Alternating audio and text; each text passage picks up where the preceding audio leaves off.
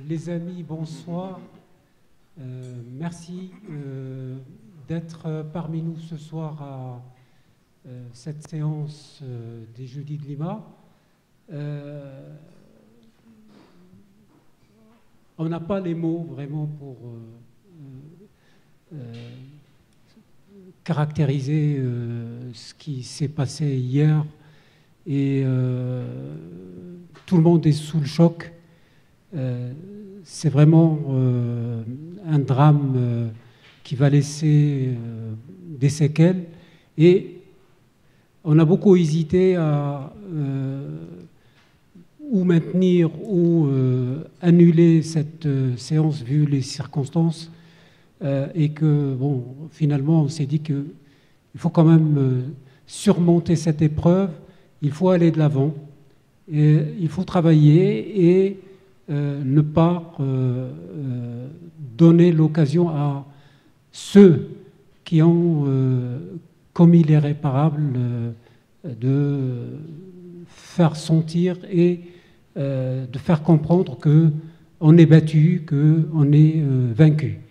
Donc, on a pris la décision donc, de maintenir cette séance, d'autant plus que je dirais, elle tombe à pic puisque aujourd'hui, les réseaux sociaux ont, dans leur quasi-unanimité, ont joué le jeu et ont condamné cet acte barbare et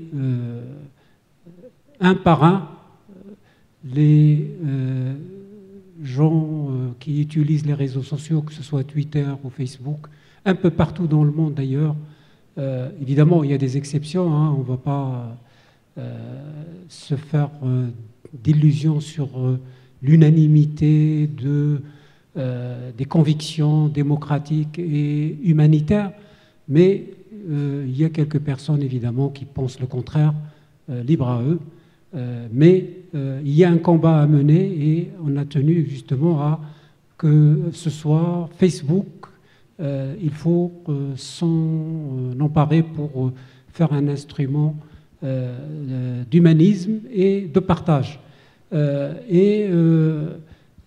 rencontre de ce soir, je pense que les intervenants qui sont venus du Maroc et d'ici, que je remercie vivement, Sana El-Haji, Ghali Ben Souda, Mohamed Louafi qui va modérer la table ronde, ainsi que Jalil Bennani et notre ami Filali aussi qui vient du Maroc, vont pouvoir rebondir sur l'actualité, mais en même temps sur cette pratique de Facebook au Maroc et puis un peu au-delà des frontières et qu'est-ce qui fait que on utilise différents idiomes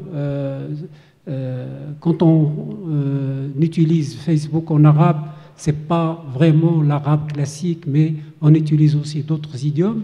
Il y a une nouvelle écriture, il y a un nouvel imaginaire qui a été généré par Facebook et qui est toute une nouvelle culture. Et c'est pour cela que c'est cet aspect-là qu'on a voulu également faire passer et faire partager. Voilà. Avant de passer la parole à Mohamed Louafi, je vous rappelle que la semaine prochaine, il n'y aura pas de jeudi. Lima organise un forum qui va se tenir sur le monde arabe, un grand forum qui est un rendez-vous très intéressant sur 2 jours, le 15, le 16 et le 18. On va reprendre, c'est un dimanche. Je vous rappelle que le 18 c'est un dimanche. Il y aura une lecture théâtralisée du texte de Driss Shraibi, La civilisation ma mère, avec une comédienne de talent qui va venir du Maroc justement pour nous interpréter et pour jouer ce spectacle. Et puis par la suite, on aura rendez-vous avec Abdelmajid Cherfi.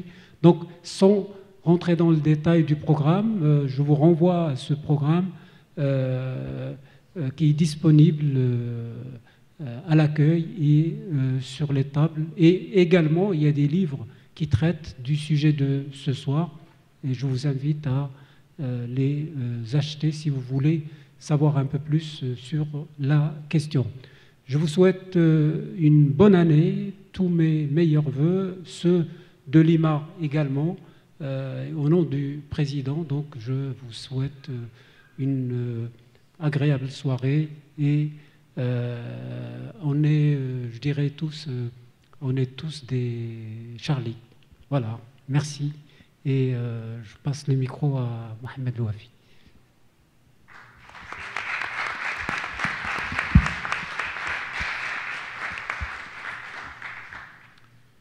Donc, bonsoir à tous.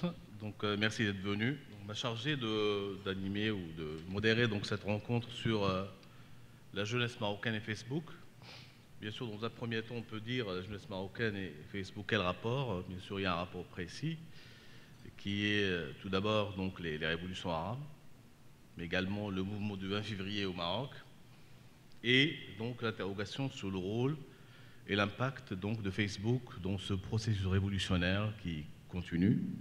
Et bien sûr, dans ce processus, on a attribué un rôle important, donc à tort, à raison, à la jeunesse. On a considéré que la jeunesse, aussi bien en Tunisie qu'en Égypte qu'au Maroc, était donc l'acteur porteur de cet événement donc, historique. Et donc, avant de laisser la parole aux intervenants, donc qui vont parler tout à l'heure, je vais essayer très rapidement, en 3 points, de mettre en perspective donc, cette rencontre. Tout d'abord, je vais parler donc de l'extrême rapidité de la diffusion de Facebook dans le monde, qui, contrairement au fait, aux autres moyens de communication au fait, que nous connaissons depuis donc, le XVIIe siècle, donc, avec l'invention de la presse. La presse a mis plusieurs siècles. Elle est arrivée dans le monde arabe au début du XIXe siècle, en Égypte et au Liban. Donc elle a mis un temps très important. La même chose pour la radio, sa diffusion, la télévision, donc tous ces moyens de communication ont pris un temps donc très important avant d'arriver et d'être exploités donc par de l'autre rive de la Méditerranée.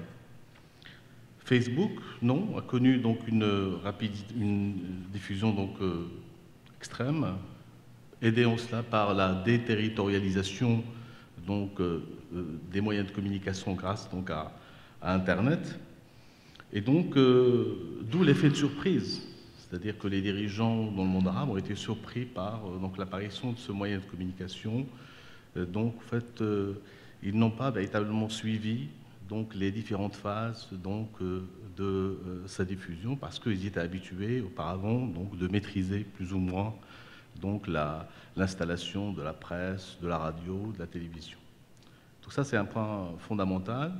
Donc, la question de la rapidité. Deuxièmement, donc il se trouve que ce moyen de communication cette fois, qui est Facebook, a été donc l'appropriation s'est faite par les jeunes, ce qui est inhabituel, parce que pendant très longtemps, donc la télévision, la radio, la presse exigent des investissements. Ils étaient plus ou moins soit le monopole de l'État, soit tout simplement, en fait, ils ont été créés à l'initiative d'individus ou de capitaux privés.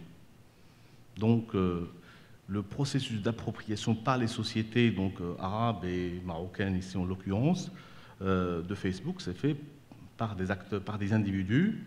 Et cela, bien sûr, va leur donner à ces individus, qui sont les jeunes, donc tout d'abord une autonomie. Parce que pour la première fois, on va avoir une égalisation entre le nombre d'émetteurs et de récepteurs de messages. C'est-à-dire qu'il n'y a plus de monopole, il n'y a plus de logique d'État, même pas de logique de marché. Ce sont les individus, au fait, qui, en ouvrant un compte Facebook, deviennent producteurs et diffuseurs d'informations. Et cela, donc cette autonomisation, très rapidement, va aboutir à une certaine émancipation donc, des individus dans le champ médiatique au Maroc, par exemple, et lorsque les événements vont mûrir, donc Facebook va devenir donc un instrument de contestation. Donc en fait, la rencontre entre les jeunes et Facebook est en réalité une rencontre qui n'était pas programmée. Si on suit la sociologie, la communication habituelle que nous connaissons depuis 2 siècles, d'où cet effet de surprise et surtout cette nouveauté, des choses totalement inédites, où les jeunes, qui sont une catégorie donc incertaine, transitoire, sans pouvoir, donc historiquement, là, au fait, ils peuvent communiquer entre eux donc d'une manière donc relativement libre et utiliser Internet pour la contestation. Bien sûr, donc ces 2 points plaident en faveur de Facebook, même peuvent sonner comme une sorte d'éloge ou de publicité pour Facebook. Pour ça, mon 3e point va être un point qui va permettre peut-être de nuancer donc cet enthousiasme en faveur des moyens de communication comme moyens d'émancipation appropriés par les individus, donc pour bousculer les pouvoirs et même les bousculer réellement, c'est-à-dire les faire partir et ramener d'autres à leur place, dont la communauté scientifique qui travaille sur les impacts, l'impact politique, notamment politique de Facebook, ou l'impact, donc le rôle de Facebook dans le changement politique. Il n'y a pas véritablement de consensus, il y a un grand débat. Et beaucoup d'auteurs considèrent qu'en réalité, Facebook n'a pas véritablement le rôle qu'on lui attribue. Et donc, lorsqu'on analyse un peu les processus révolutionnaires dans les pays arabes, on peut s'intéresser à un seul chiffre, le taux de pénétration d'Internet et donc de Facebook au Yémen, en Libye, était quasi nul. Et pourtant, dans ces 2 pays, donc, il y a eu des événements qui ont abouti donc, à la fin, ou en tout cas au changement politique. Donc cette nuance, je ne sais pas, en fait, je l'introduis justement pour éviter un enthousiasme excessif, mais ce soir, nous allons travailler essentiellement sur le Maroc, auquel il y a aujourd'hui plus de 5 millions d'utilisateurs de Facebook, sur une population de moins de 35 millions d'habitants, ce qui est donc relativement important par rapport aux autres pays d'Afrique. Et donc, dans un premier temps, je vais donner la parole donc à M. Rally Bensouda, qui est donc... je vais lui donner la parole pendant 15 minutes, hein. J'espère qu'il va donc les respecter. Donc, qui est tout d'abord un chroniqueur politique, qui est très engagé dans le débat politique au Maroc, en faveur, bien sûr, aussi bien de la démocratisation que de l'état de droit, que de la liberté d'expression. Donc, j'insiste sur ces éléments. Il est également, il termine ses études dans une école de commerce, donc il est encore plein d'espoir. Et donc il a également dirigé une association, il était président de l'association CAP Démocratie Maroc entre 2013 et 2014. Et en 2014, il a reçu le prix Tizé Espoir. Et donc, il va nous parler donc, essentiellement de choses bien précises, c'est-à-dire quels sont les obstacles qui empêchent la jeunesse marocaine de pénétrer sur le champ politique, de participer au débat public, et comment est-ce que Facebook lui a donné cette chance, mais de son point de vue, donc, le passage du virtuel au réel reste difficile. Donc, je vous donne la parole pendant 15 minutes. Merci. Vous m'entendez? Oui. Merci Mohamed pour cette présentation. Et étant donné que commencer, c'est toujours la chose la plus difficile dans une conférence, je compte sur ton indulgence pour, si je dépasse les 15 minutes, bien entendu, pour me permettre de développer mon propos. D'abord, j'aimerais remercier l'Institut du monde arabe pour son invitation. Et il faut dire que quand je viens à l'Institut du monde arabe, j'ai l'impression de venir au Maroc, tellement le Maroc est à l'honneur aujourd'hui à l'Institut. Et je pense que c'est une bonne chose de pouvoir débattre de ces questions d'une manière apaisée et prendre un peu de hauteur par rapport aux enjeux du monde arabe. Je ne peux bien entendu commencer mon intervention sans une pensée émue aux martyrs de la liberté qui sont tombés hier à Paris, parce que Charb et l'esprit de Charlie Hebdo, c'est un esprit révolté, c'est un esprit de libération et c'est un esprit de transgression. Et je pense que cet esprit-là est intimement lié à celui de la jeunesse. Et donc, on voit que même dans des pays développés, il y a des combats qui sont des combats communs avec des pays qui ne sont pas encore une démocratie. Et c'est le cas, à mon avis, du Maroc. Alors, naturellement, la question de Facebook et de la jeunesse nous amène en réalité à analyser une autre question, qui est celle du débat public et de la jeunesse. Parce qu'en réalité, si on parle de Facebook et pas du débat public dans son ensemble, c'est parce qu'il y a des freins aujourd'hui dans un pays comme le Maroc pour participer au débat public. Donc vous me permettrez de faire une petite digression pour parler de politique avant de parler de Facebook, bien entendu. Je pense qu'il y a des obstacles à l'expression dans le débat public. Et je dirais que l'espace public marocain est un espace public qui est sous contrôle, voire même sous surveillance. Et j'ai pu répertorier 4 obstacles qui me paraissent importants et qui représentent pour la jeunesse un frein, mais heureusement qui sont, à mon avis, dépassables. Et je développerai mon propos ensuite. Mais je pense qu'il est important d'insister sur les obstacles. Le premier obstacle, c'est la présence au Maroc d'une législation qui est une législation rétrograde, que ce soit sur le point de vue des libertés individuelles ou que ce soit sur la question de la liberté d'expression et la liberté de la presse. Si bien que si cette législation était appliquée à la lettre, une grande partie de nos compatriotes aujourd'hui seraient derrière les prisons. On a remarqué que durant l'année 2014, le Petit Journal s'est fait un malin plaisir de taquiner le Maroc lorsqu'il y a eu 2 baisers entre 2 jeunes innocents et qui se sont retrouvés derrière les verrous parce qu'il y a eu une modeste photo publiée sur les réseaux sociaux. Eh bien, on voit bien que cette décision était... Bien entendu, il y avait des fondements juridiques, et ces fondements juridiques représentent un obstacle pour la jeunesse, et donc l'arbitraire fait qu'il y a une forme d'épée de Damoclès qui pèse sur la tête de toute personne qui aujourd'hui participe au débat public. Deuxième des choses, le deuxième obstacle qui me paraît important, c'est celui, bien entendu, de l'État. L'État, pour une raison très simple, c'est que qui a la main mise sur l'opinion dominante peut faire ce qu'il veut. Et donc, bien entendu façonner l'opinion dominante est un enjeu stratégique pour l'État. Et il se trouve que les médias publics et une partie non négligeable des médias privés, comme a dit ici Mohamed, sont d'une manière directe ou indirecte liés à l'État. Et donc, pour y accéder, il y a une barrière à l'entrée qui fait que si on ne plaît pas forcément à l'État, on risque de ne pas accéder à ce débat public.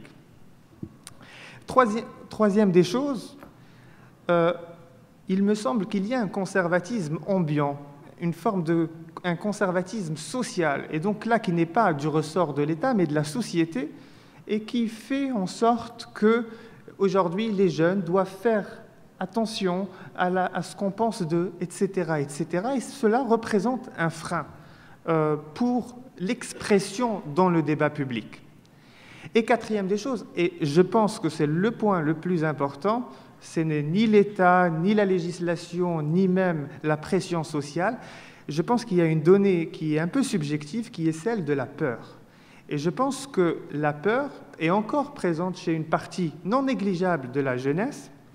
Et lorsqu'on souhaite intervenir dans l'espace public, les personnes de l'entourage, etc., exercent sur nous cette peur qui est un héritage du passé, parce qu'il y a eu des années de plomb, etc., etc. Et donc, dans notre imaginaire, cette peur est toujours présente, si bien que, lorsqu'on souhaite s'intéresser à la politique, on nous dit souvent, si tu souhaites faire de la politique, tu risques de te retrouver soit à la rue, parce qu'on va te fermer toutes les portes, soit derrière les verrous d'une prison. C'est peut-être faux, mais en tout cas, psychologiquement, ça existe.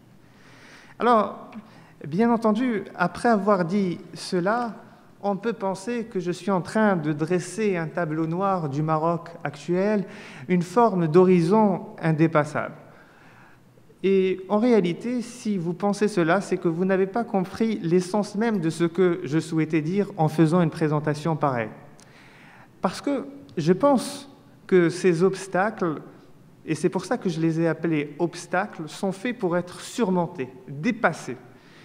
Et il me semble qu'il serait curieux de penser que les personnes qui sont responsables de ce statu quo actuel puissent avoir le courage, alors qu'ils ont leur situation, qu'ils ont leur poste, etc., de tout remettre en cause d'un jour à l'autre. Non, parce qu'ils n'ont aucun intérêt à le faire, aucun intérêt objectif, ou sinon ils remettraient en cause l'essence même de ce qu'ils sont. Mais les véritables personnes qui sont capables d'amener ce souffle nouveau tout en ne conduisant pas à une rupture qui conduirait le pays à l'implosion, c'est bien entendu la jeunesse.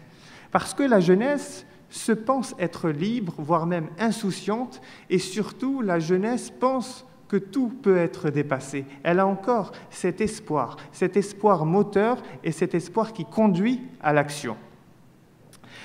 Alors, et à titre personnel, j'ai la conviction profonde que le devenir de notre pays, en l'occurrence le Maroc, est proportionnel à l'engagement que la jeunesse consentira à faire. Donc le message que je pense être le mien, c'est celui de la responsabilité de la jeunesse. Et naturellement, les réseaux sociaux ont une place importante pour casser ces obstacles-là, pour une raison importante, c'est que ces réseaux sociaux aujourd'hui, en réalité, ce ne sont plus des réseaux sociaux qui permettent, par exemple, de connecter une fille, un garçon qui se plaisent ou autre, ou je ne sais quoi, ou des gens qui se sont perdus de vue. Mais ces réseaux sociaux sont devenus des médias sociaux. Et le passage du réseau social au média social fait qu'aujourd'hui, les jeunes deviennent eux-mêmes des médias et peuvent concurrencer l'espace public et peuvent s'intégrer dans l'espace public à travers leurs paroles. Et je pense que cette question est une question fondamentale et qu'elle permet une forme d'éveil de la citoyenneté.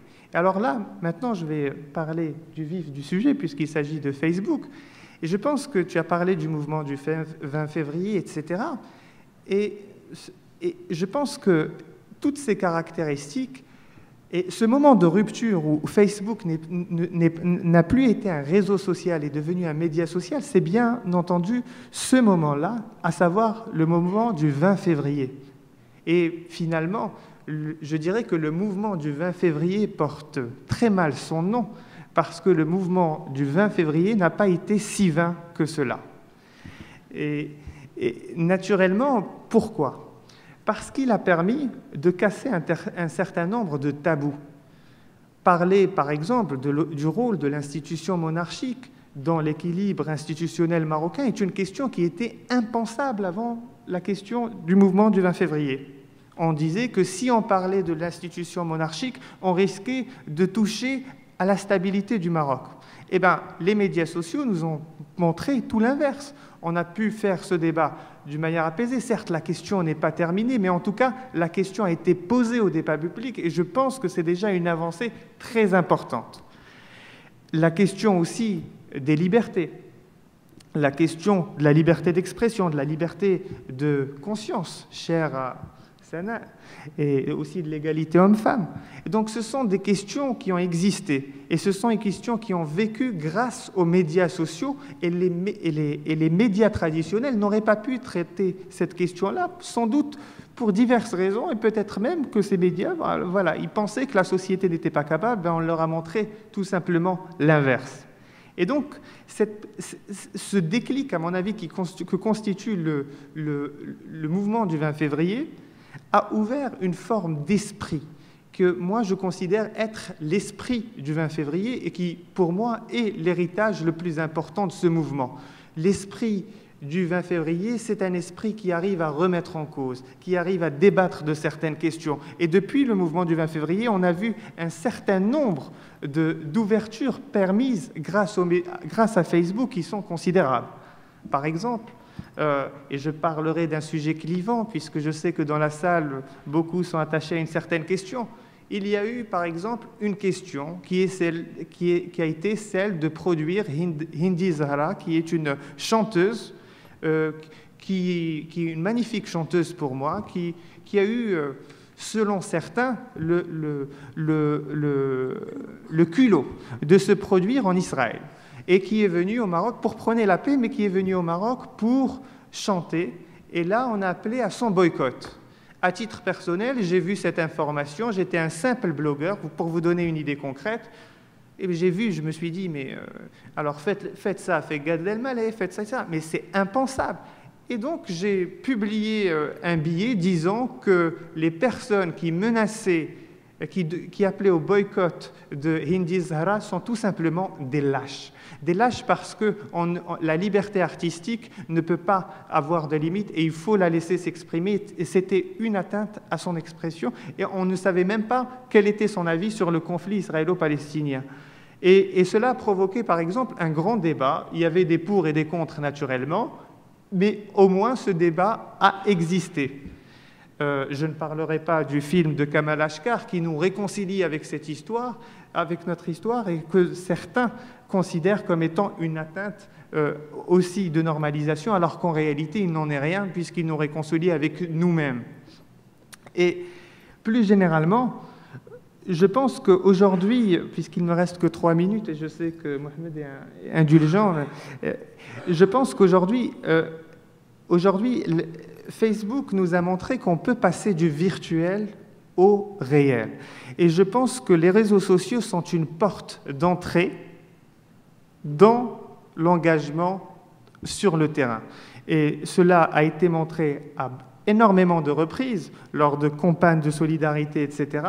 Et je pense qu'aujourd'hui, le rôle de la jeunesse, c'est de cesser d'être virtuel, mais de devenir réel pour justement remettre en cause l'ordre établi. Et quand je dis l'ordre établi, c'est-à-dire d'assurer la relève et de défendre ses idées sur le terrain. Parce que le plus important, c'est justement de changer les choses en profondeur et surtout dans la durée. Parce que si Facebook se résume à une simple indignation qui va durer 1 an, puis on va dire, puis c'est bon, on a fini avec la question, on va laisser ça de côté, ça n'a pas grand intérêt. Et aussi, je pense que les médias sociaux, à titre personnel, m'ont appris le respect. Car aujourd'hui, je vais vous faire une confidence. Anas Filali, qui est assis à ma droite, je pense qu'il y a 3 ans, ça aurait été vraiment difficile qu'on débatte ensemble dans un même panel parce qu'on se tapait dessus. Lui était anti-20 février, moi j'étais, ou en tout cas pas très pro-20 février, moi j'étais contre, et donc il y a eu des clashs, etc., etc. Et finalement, avec le temps, je ne sais pas si je lui ai fait changer d'avis, il faudra lui poser la question, mais on a appris à faire connaissance, à se respecter et à s'apprécier en dépit de nos différences. Et finalement, si nous souhaitons vraiment construire un État démocratique, etc., il nous faut vraiment apprendre une valeur fondamentale qui est le respect. Et malheureusement, beaucoup de démocrates qui se revendiquent démocrates ne connaissent pas le poids du respect dans le débat public et Facebook nous en donne une petite fenêtre et j'espère que la réalité sera avec plus de respect et je vous remercie.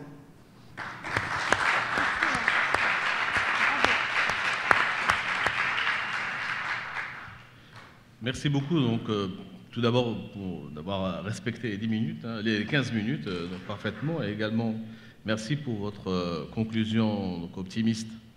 Je vais donner la parole maintenant à monsieur donc, Anas Filali, qui est blogueur et qui a eu en 2011 le prix du meilleur blog du Maroc.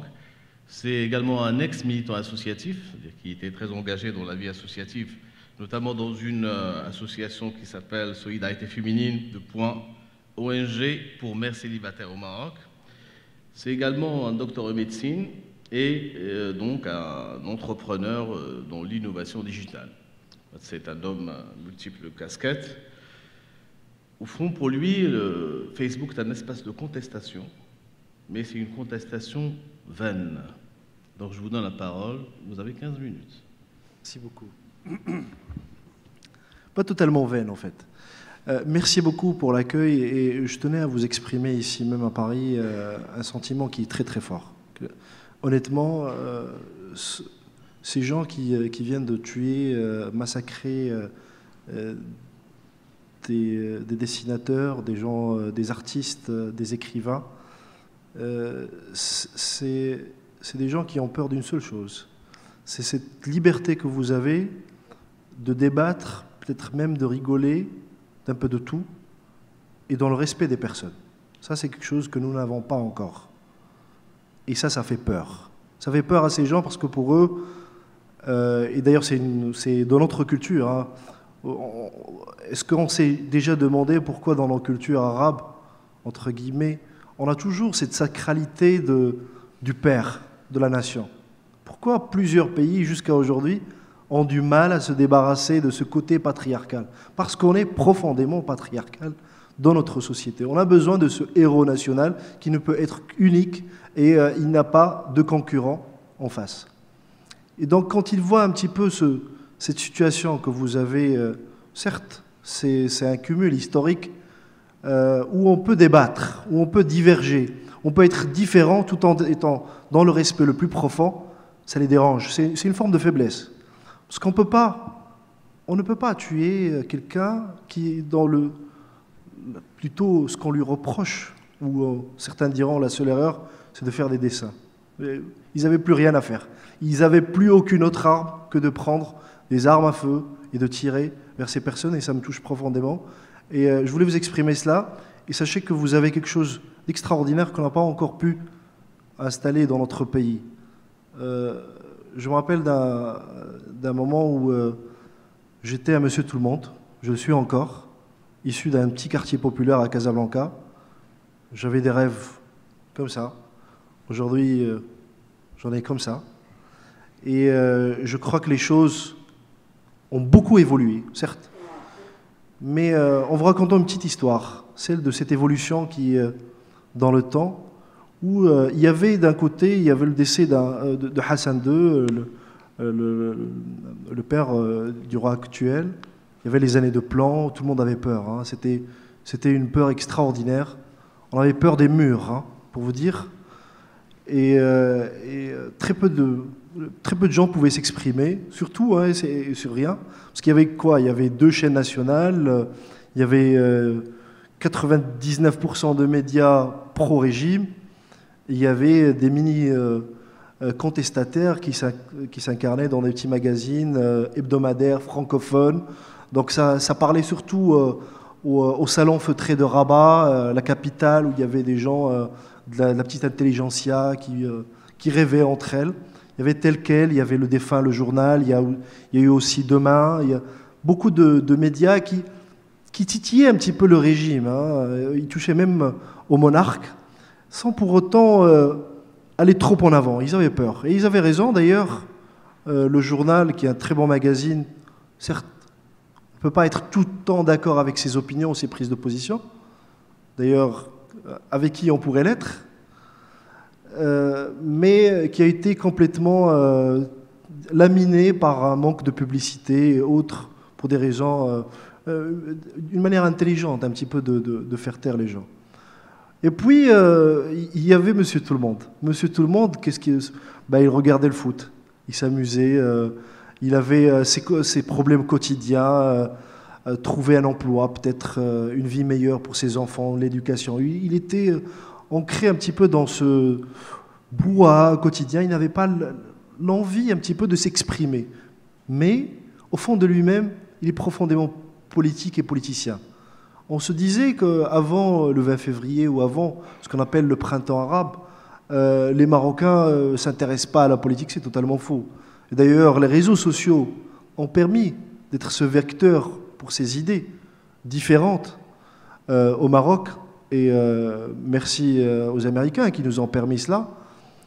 Mais en même temps, moi, quand je commençais, j'avais envie de dire je ne suis pas d'accord avec vous, monsieur Benchemsi, qui est un rédacteur en chef, le rédacteur en chef de tel quel ou de Boubkir Jam'i, sur ces prises de position. Je pouvais être en désaccord avec monsieur, les journalistes de Le Monde, avec Plantou, avec. C'est le débat, c'est ça. Et donc, je commence un petit blog que je nomme Big Brother en étant totalement anonyme. Et j'étais très heureux la première journée, parce qu'à l'époque, il y avait très peu de blogs au Maroc, il y avait très peu de gens qui s'exprimaient. Et j'étais très heureux parce que la première journée, j'ai eu plus d'une centaine de visites. Waouh! Le premier jour de l'ouverture du blog, énormément de gens viennent lire, c'est extraordinaire. Et en fait, je me suis rendu compte après que c'était juste moi-même qui revenais à chaque fois pour revoir si mon site était encore là.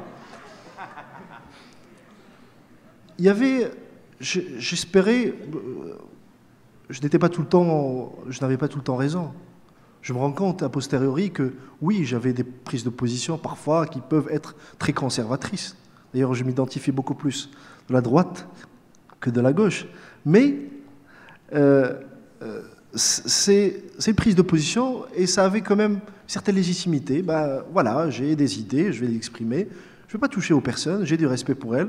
Je ne vais pas prendre en considération le fait que vous soyez ni pro-régime ni anti-régime, mais je vais débattre avec vous des idées.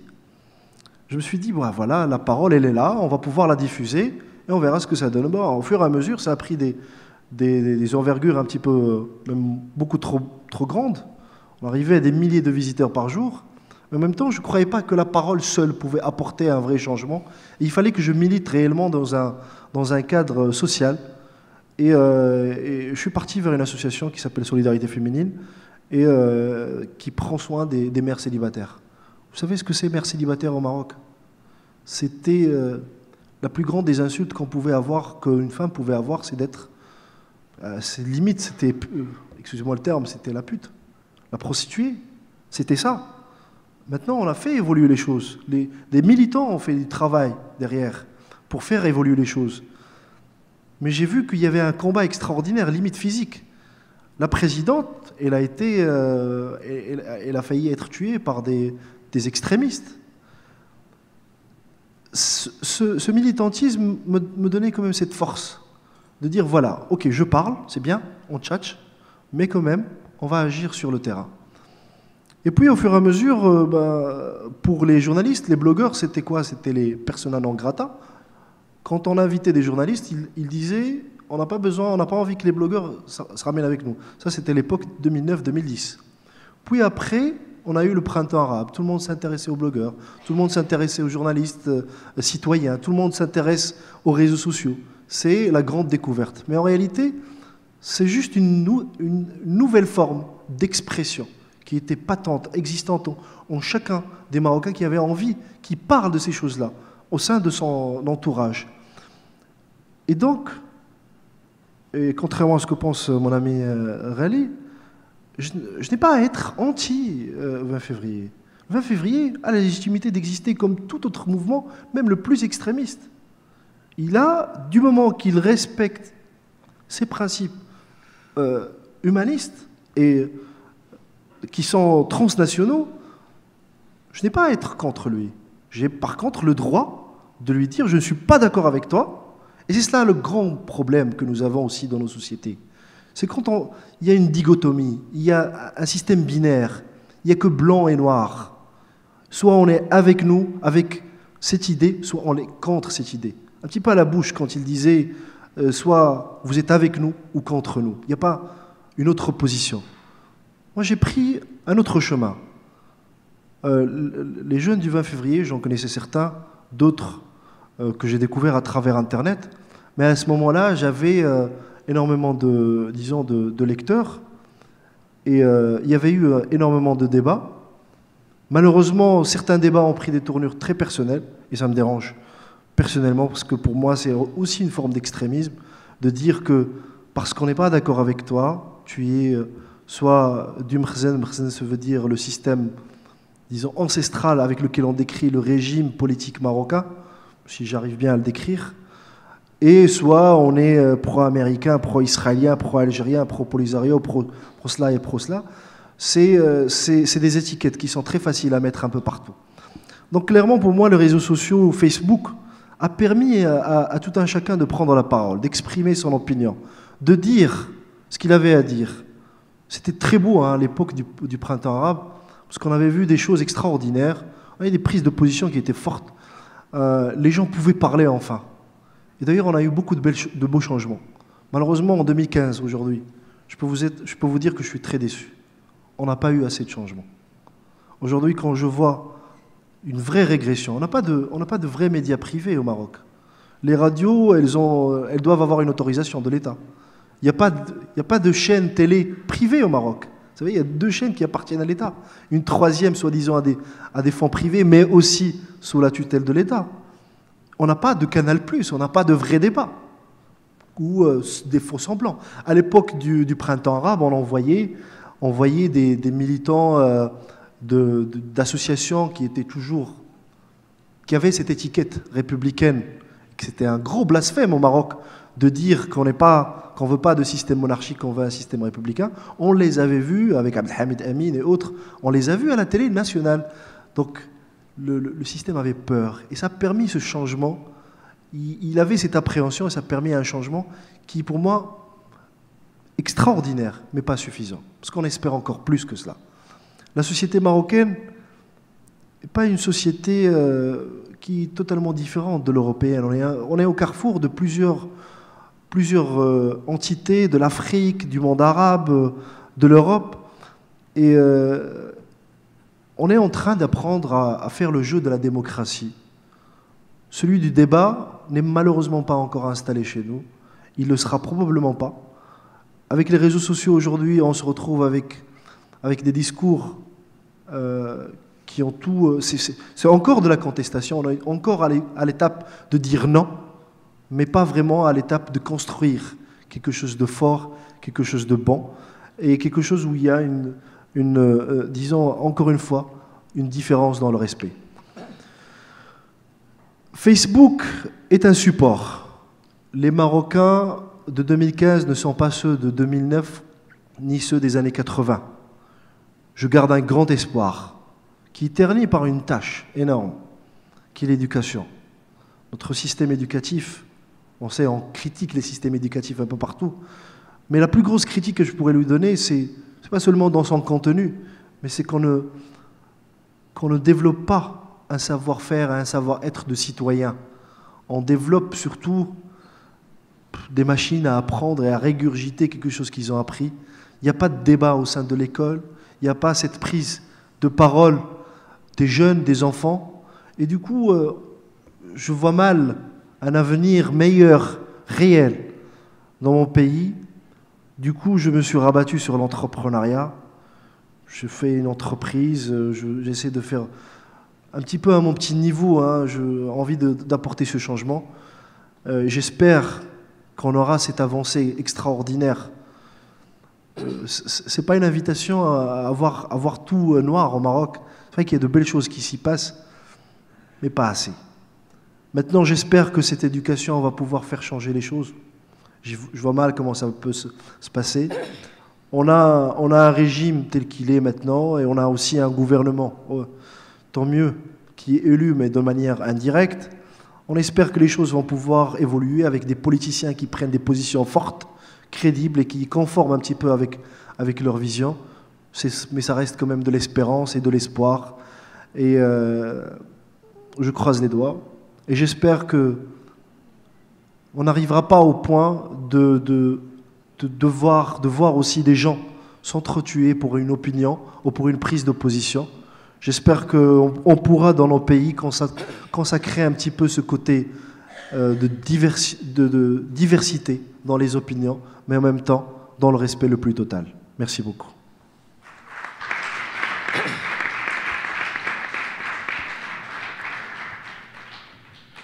Merci, M. Filali, pour avoir respecté les 15 minutes. Donc, nous avons vu dans les 2 premières interventions, on a donné la parole aux acteurs, parce que ce sont 2 leaders d'opinion qui utilisent bien leur blog, qui utilisent leur blog, et leurs blogs sont utilisés sur Facebook. Donc ces deux leaders d'opinion ont en réalité deux conclusions très différentes l'une de l'autre. Donc le premier, donc à ma gauche, est plutôt optimiste, alors que M. Filali considère que l'État marocain en l'occurrence, a réussi à domestiquer Facebook et que vous faites cet espace contestation n'a pas abouti à des changements réels, et lui-même arrive à la conclusion que la communication ne permet pas de changement. C'est-à-dire le changement ne se fait pas par la communication, il se fait par un travail structurel, d'où son discours sur l'éducation. Et une petite intervention. Attendez, oui. Je vous donne la parole tout à l'heure, ne vous inquiétez pas. Donc, je prendrai la parole après.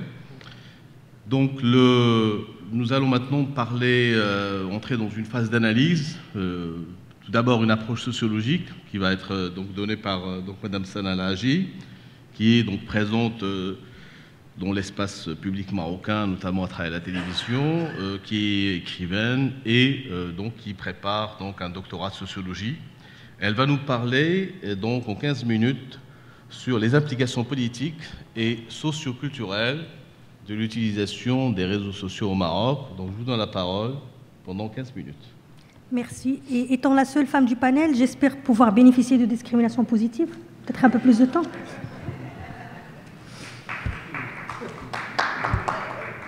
Allez. Alors je commence, bonsoir tout le monde, je commence à mon tour par exprimer ma tristesse et ma rage suite à ce qui s'est passé hier à Paris. En tant que militante pour les valeurs de diversité, de pluralisme, de liberté d'expression, de liberté de conscience, je ne suis pas triste, je suis en colère contre ce qui s'est passé. Et je suis encore plus en colère contre certaines tentatives ou à cause de certaines tentatives de justification de ce qui s'est passé. Je voudrais exprimer toute ma solidarité avec Charlie Hebdo, avec les familles et les amis des victimes et avec toute la France. Et je pense que rien, absolument rien, ni la religion, ni les valeurs identitaires, ne peut justifier un acte criminel et terroriste. Et j'estime qu'essayer de justifier ça, ou en tout cas ne pas condamner ça, reviendrait à le cautionner. Je reviens donc à notre sujet, la jeunesse marocaine et Facebook, et je diviserai mon intervention en deux parties. Une première partie rapide sur l'utilisation politique des réseaux sociaux par la jeunesse marocaine et ensuite les implications socioculturelles de cette utilisation. Alors en politique, je commence par l'exemple le plus récent, le Mondialito, pour ceux qui suivent le football. Il y a quelques semaines, il a eu lieu au Maroc, une catastrophe pendant un match dans un stade à Rabat, dont la qualité des infrastructures était désastreuse. Donc le stade a été envahi par l'eau et pendant la mi-temps, sous les caméras d'une 60aine de chaînes de télévision, on a sorti des grosses raclettes, des vieux pots de peinture, des éponges pour essayer d'absorber l'eau qui était sur le stade. Catastrophe médiatique. Les réseaux sociaux se sont enflammés au Maroc. Des Photoshop, des critiques, des photomontages. Mais en tout cas, la rage s'est exprimée sur les réseaux sociaux. Et le ministre a eu cette fois-ci le vrai culot, le ministre des Sports, de faire une intervention à la télé pour dire qu'en fait, ceux qui critiquaient ce qui s'est passé étaient des ennemis du pays, qu'ils ne voulaient pas le bien de leur pays et qu'en arabe, il a appelé ça Tabour al-Khamis, que c'était des petits gamins qui n'aimaient pas vraiment leur pays. Sauf que Facebook et les petits gamins de Facebook ont eu gain de cause. Bon, le Premier ministre aussi, notre chef de gouvernement, avait dit à l'époque que ce n'était pas une catastrophe naturelle et que ce n'était pas si grave que ça et qu'encore une fois, c'était des gamins de Facebook. Le roi a ordonné une enquête et hier, les résultats de l'enquête sont tombés. Ils impliquaient le ministre, donc la responsabilité administrative et politique du ministre a été prouvée. Et hier, il a présenté sa démission. Et c'est quand même une première au Maroc. C'est une petite expérience qui nous montre un certain, en tout cas de laquelle moi personnellement je peux sortir 4 éléments importants. C'est que nous avons eu la preuve, et le ministre l'a appris à ses dépens, que Facebook pouvait être un outil de changement et pouvait permettre certains changements politiques dans le pays, que la majorité des hommes et des femmes politiques au Maroc n'ont pas encore compris la portée des réseaux sociaux et de Facebook. Certains l'utilisent pour une communication dans un seul sens, pour partager eux leur actualité, pour dire qu'ils ont mangé dans tel souk, qu'ils ont inauguré tel événement, etc. Mais ils n'ont pas encore compris la portée de ce que l'interactivité sur Facebook peut apporter. La deuxième chaîne publique a relativement compris l'enjeu et elle a passé un reportage sur les débats sur Facebook sur cette affaire avec les photomontages qui ont été créés par les jeunes sur Facebook, etc. Et que nos hommes et femmes politiques ont besoin d'une véritable formation sur ce que c'est qu'aujourd'hui les réseaux sociaux comme véhicule de changement, comme médias à part entière, et Rally en parlait tout à l'heure. Aujourd'hui, les derniers chiffres de mai 2013 parlent de 12 millions de personnes au Maroc connectées sur Internet et de un peu plus de 5 millions sur Facebook. C'est quand même pas rien. Pardon ? 7 millions aujourd'hui. Voilà, entre 2013 et début 2015, on passe à 7 millions. Donc l'affaire du ministre du Sport est l'exemple le plus récent, mais ce n'est pas un exemple unique. Il y a eu pas mal d'exemples depuis ce qu'on appelle le printemps arabe, donc le mouvement du 20 février qui s'est d'abord organisé sur Facebook. Il y a eu ensuite tous les débats qui ont suivi le mouvement du 20 février, donc le débat sur la nouvelle constitution, sur les élections, etc. à partir de 2011. Il y a souvent des débats sur l'actualité politique chaude du pays. Il y a eu l'affaire Daniel Galvan, l'affaire du pédophile, qui aussi a été portée par les réseaux sociaux. Il y a eu l'affaire Amina Filali, la jeune fille mariée à son violeur. Et remarquons que c'est grâce à la mobilisation sur les réseaux sociaux que le texte de loi a changé. Donc aujourd'hui, les réseaux sociaux permettent d'apporter des changements politiques que d'autres médias aujourd'hui n'apportent pas. Il y a souvent les campagnes de solidarité pour telle et telle opération, pour les mères célibataires, pour les victimes des inondations, etc. Juste entre parenthèses, Rally disait tout à l'heure que le mouvement du 20 février a permis de casser le tabou de la monarchie. Je relativiserai quand même cela parce que je pense que la presse indépendante a cassé ce tabou depuis les débuts des années 2000, sur tel quel, sur le journal. On a eu des articles sur le baisement, on a eu des articles sur le salaire du roi, sur les pouvoirs du roi, etc. Maintenant, la réalité, c'est que les Marocains ne lisent pas. Et je prends l'exemple de la presse, je suis journaliste. Toute la presse nationale, les généralistes, les hebdomadaires, les spécialistes, les quotidiens, les mensuels, fait une moyenne de 100 000 lecteurs jour. En tout cas, 100 000 exemplaires lus par jour. Pour une société d'un peu plus de 30 millions, on aura les statistiques récentes début 2015. Alors, pour comparer, je prends l'Égypte. Je n'ai pas les chiffres de la France. L'Égypte, 80 millions de citoyens. Un seul journal, un journal officiel, Al-Ahram, fait 1 million d'exemplaires jour. Toute la presse nationale au Maroc fait 100 000 exemplaires jour si on considère qu'un journal est lu par 4-5 personnes, donc ça fait environ 500 000 lecteurs, c'est rien. Donc les gens ne lisent pas, ils ne sont pas au courant des débats dans la presse, ils ont l'impression que, parce que Facebook a quelque part démocratisé un certain nombre de débats, et donc on a l'impression que tout ça a commencé avec le 20 février ou avec en tout cas les réseaux sociaux. Il y a eu des débats, sauf que les gens, voilà, on est une société qui ne lit pas. Malheureusement, les médias, et Rally et Anas, on en parlait, les télés, on a deux. Le Maroc était le premier pays arabe à avoir une télé privée en 92, deuxième. Aujourd'hui, on est le seul pays arabe à ne pas en avoir. La Libye, la Mauritanie en ont aujourd'hui. Le Maroc n'a pas de télé privée. C'est le seul pays dans le monde arabe qui n'a pas de télé privée. Et donc, voilà, le moyen de communication le plus accessible aux jeunes et en tout cas le plus utilisé par les jeunes reste aujourd'hui Facebook. C'est aussi l'espace de débat politique et de débat public le plus animé. Ce ne sont pas les partis publics, ce ne sont pas les télés, ce ne sont pas les maisons de jeunes. C'est Facebook aujourd'hui l'espace de débat le plus animé. Mais ce n'est pas toujours un espace démocratique. C'est-à-dire qu'on va trouver chez ceux-mêmes qui réclament plus de démocratie dans le pays une certaine tendance à prôner une pensée unique. J'ai raison, Rally en parlait il y a un instant, j'ai raison, et à partir du moment où tu as une opinion différente, on va étiqueter les gens, parce que ce n'est pas encore ancré dans la culture de débat, le fait d'accepter la différence, et surtout de dire qu'il n'y a pas que le noir et le blanc.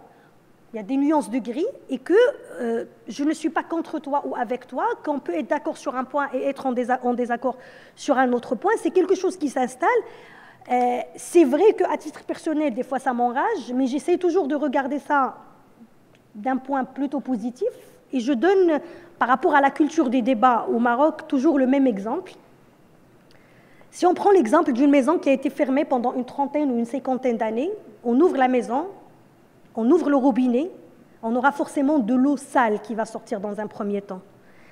Si on laisse couler l'eau, à un moment, l'eau propre va arriver. Je pense que c'est ce qui arrive. On est quand même une société qui découvre, c'est pas quelque chose qui est propre au Maroc. On va se rendre compte qu'il y a ce genre de dérive aussi en France, en Belgique, etc. Mais c'est accentué dans une société comme la nôtre qui est en train d'apprendre le débat, qui est en train d'apprendre le droit à la différence, etc. Ça nous mène, parce qu'on parle de la nature des débats, au deuxième point que je voulais aborder, les implications socio-culturelles de ce nouvel intrant qu'est le Facebook dans la vie des Marocains. Je disais, le débat, le droit à la différence, la diversité, ce n'est pas encore très ancré, mais en fait, souvent, quand on parle de ces notions, on pense aux islamistes, on pense à un État conservateur. Sauf qu'en réalité, ça peut être aussi une pratique de la part de personnes qui prônent des idées laïques, de gauche, etc.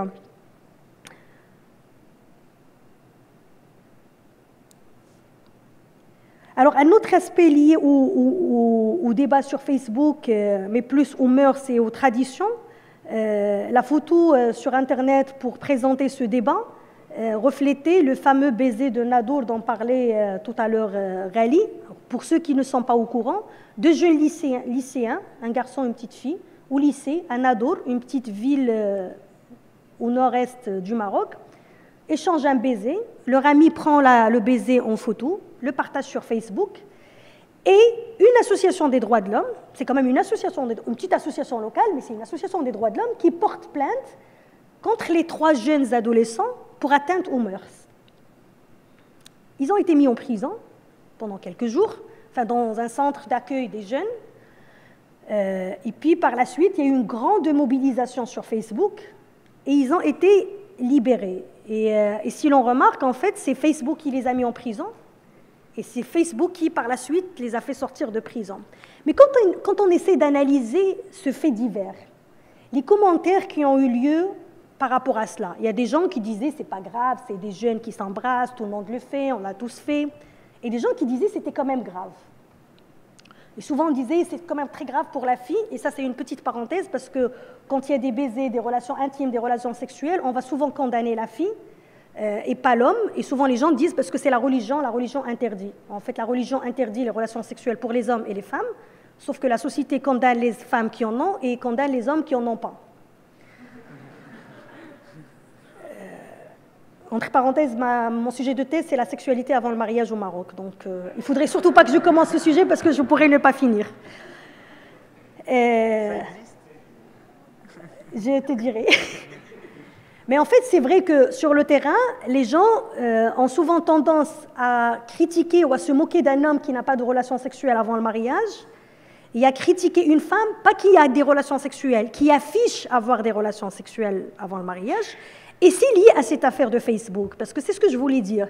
Quand on analyse les commentaires de ceux qui sont contre, qui condamnent les deux jeunes adolescents, ils ne les condamnent pas pour avoir eu un baiser, mais pour l'avoir rendu public, de l'avoir partagé sur Facebook. C'est-à-dire, si vous le faites, faites-le quand même en cachette.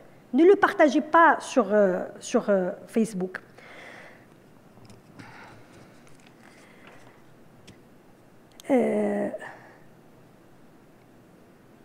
Facebook, c'est aussi un espace de drague. Aujourd'hui, on va ajouter une fille parce qu'elle est belle, parce que c'est l'amie d'un ami et qu'on a vu les photos. On va aussi ajouter quelqu'un parce qu'on a échangé des likes et des partages sur la page de quelqu'un et on se trouve des affinités proches comme on se serait rencontrés dans un salon ou dans un pub. Et l'anonymat aide dans ce jeu de séduction, de drague, de socialisation, où Facebook devient un espace possible des rencontres mais avec des pseudonymes. Et l'histoire des pseudonymes est aussi liée au point dont on parlait tout à l'heure, de la culture des débats, parce que quand quelqu'un, Ghali Ben Souda, Anas Filali ou X, prend une position, généralement, il a son blog avec son nom, avec sa photo, et très souvent, ceux qui viennent insulter ou étiqueter sont des personnes sous pseudo. Des personnes qui, en fait, c'est très facile pour elles parce qu'elles ne s'affichent pas, on ne connaît pas le nom, on ne connaît pas l'identité, on n'a pas de photo. Et donc l'arme la plus facile, c'est de taper sur ces personnes et de critiquer. Et de toutes les manières, on ne sait pas qui est derrière ce pseudonyme. La jeunesse marocaine et Facebook, c'est aussi, pas la religiosité, l'exposition de la religiosité. Et demain, on est vendredi. Pour les Marocains parmi nous, les musulmans, ceux qui ont des amis marocains et musulmans, vous allez voir votre mur envahi par les Jumu'ah Mubaraka. Et moi, je déteste ça. D'ailleurs, de temps en temps, je mets Al-Bi'a Mubarak. En fait, vendredi, c'est le jour béni des musulmans. Et donc, tout le monde, vendredi, devient musulman. Et tout le monde dit Jumu'ah Mubaraka. Il y a aussi les Anshurha walakal ajr. Partagez et vous aurez plus de points pour aller au paradis. Avec un peu de chantage religieux quand même, parce que des fois vous avez si vous ne partagez pas, sachez que c'est parce que Satan vous aura empêché de le faire. Bon, il y a eu des petites anecdotes sympas. Il y a une anecdote en arabe, je suis désolée parce qu'elle est intraduisible, avec le panier de linge.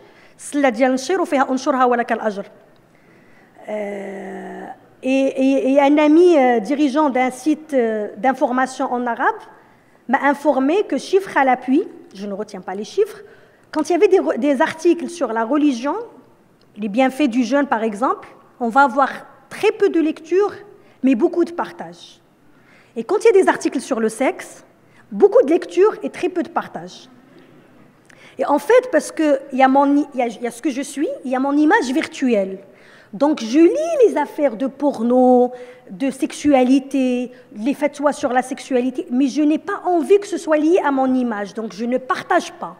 Les trucs sur la religion, je peux ne pas lire parce que c'est barbant, mais c'est bien de partager ça parce que ça fait de moi, ça donne de moi l'image de quelqu'un qui est pieux, qui respecte les valeurs de la société, etc.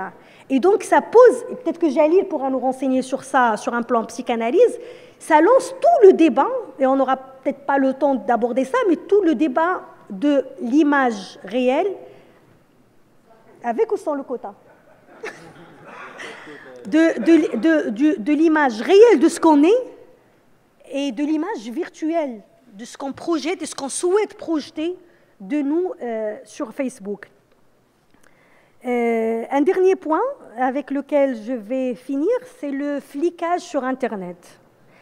Pas les renseignements, pas l'État, pas le gouvernement, le flicage des citoyens eux-mêmes.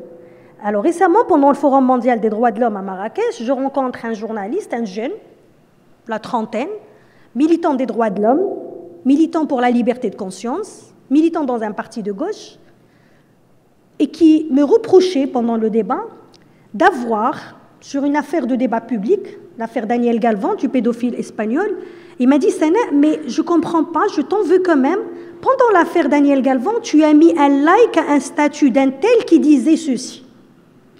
J'ai dit, je ne peux pas réagir parce que je ne me rappelle pas du statut. Autant je suis prête à débattre de mes propres positions, je suis consciente de ce que je publie, je me rappelle de ce que je publie et j'assume et je peux débattre. Mais quand je mets un j'aime à un statut, je suis incapable un an plus tard d'en débattre parce que je ne me rappelle pas de ce statut. Et en fait, sur Facebook, les gens font du flicage. Et on va souvent le trouver dans des débats, enfin pas des débats, des petites discussions de salon, qu'un tel n'a pas pris position pour tel débat public sur Facebook.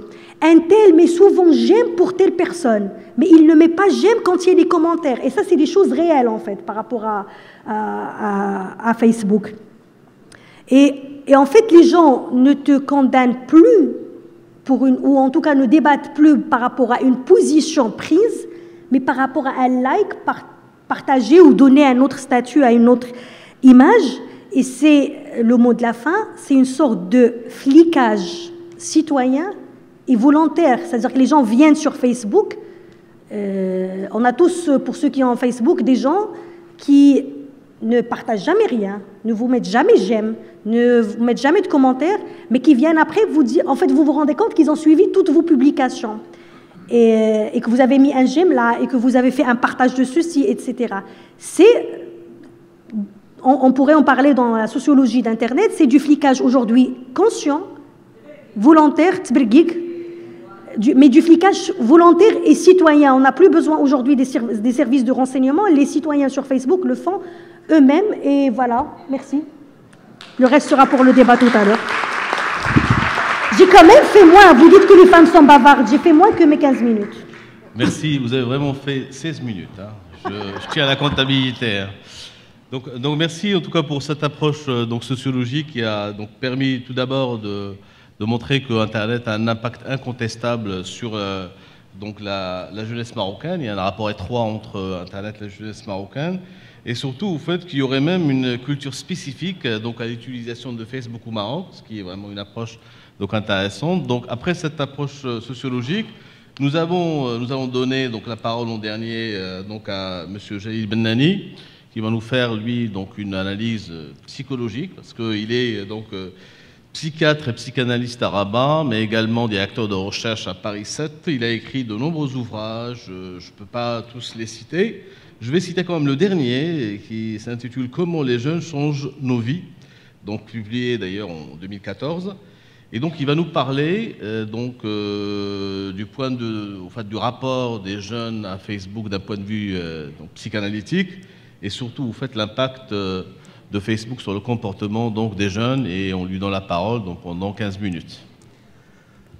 Merci. Merci beaucoup aux organisateurs, en particulier à M. Mati Qebel, pour cette invitation à cette rencontre qui arrive à un moment particulier que nous vivons tous avec beaucoup de tragique. Je vais vous faire une confidence.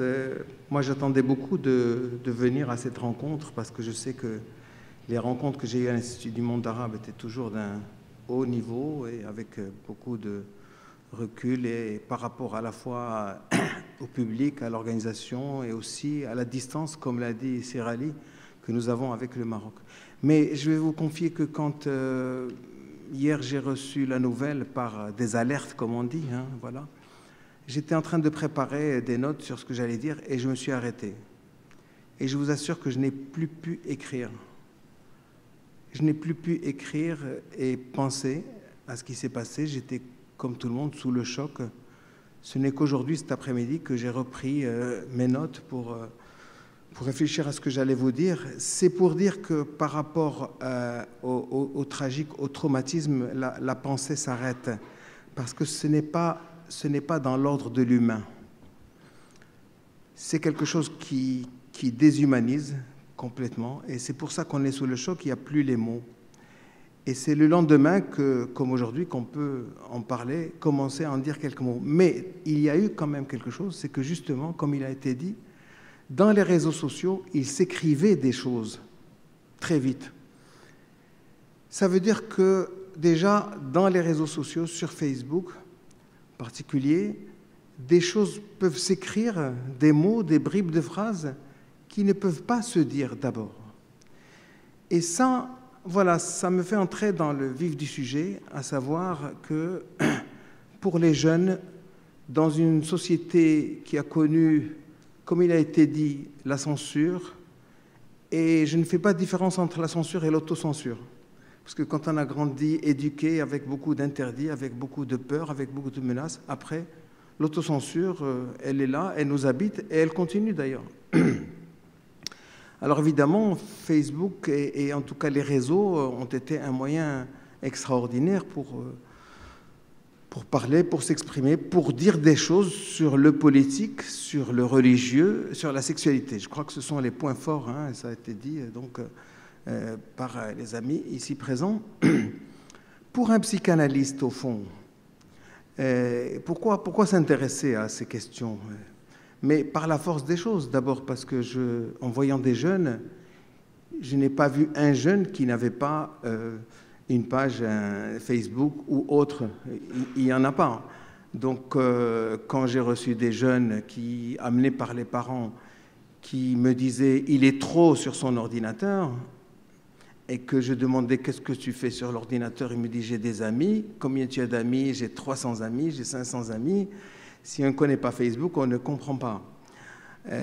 Donc j'ai été amené à m'y intéresser par la force des choses. Alors, on sait bien que chez les jeunes, il y a un mot et une attitude. Un mot et une action. Un mot, un désir. Un mot, une demande. C'est le mot « sortir ». Les jeunes veulent sortir.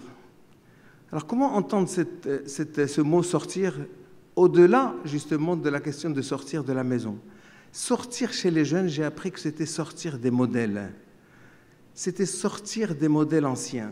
Et donc, ce qui caractérise pleinement la jeunesse aujourd'hui, c'est sa remise en question des modèles anciens. Les jeunes viennent en disant « si vous voulez m'écouter, si vous voulez m'aider, il faut parler à mes parents parce qu'ils ne comprennent pas. » Vous savez, c'est des anciens, c'est l'autre génération. Et donc, ils cassent des modèles et ils ne veulent pas ni de tuteur, ni de chef, ni d'autorité. Et si on se place, même un thérapeute, en figure d'autorité, du moins dans un premier temps, si on n'a pas une empathie, une convivialité, une proximité avec eux, on n'est pas dans les modèles anciens du thérapeute qui dit quel est votre problème, etc. Donc voilà. Donc c'est cette première caractéristique, c'est-à-dire que sortir, c'est sortir des modèles anciens. Et par rapport à ça, justement, Facebook a offert des opportunités de sortie extraordinaires parce que justement, on sort pas forcément géographiquement, mais quand on passe des nuits et des heures sur Facebook, on sort et on se crée tout un imaginaire. Et c'est là que, à la fois, c'est quelque chose d'extraordinaire par rapport à ce que ça déclenche dans l'imaginaire et le désir, mais aussi où ça peut être un piège par rapport à l'enfermement.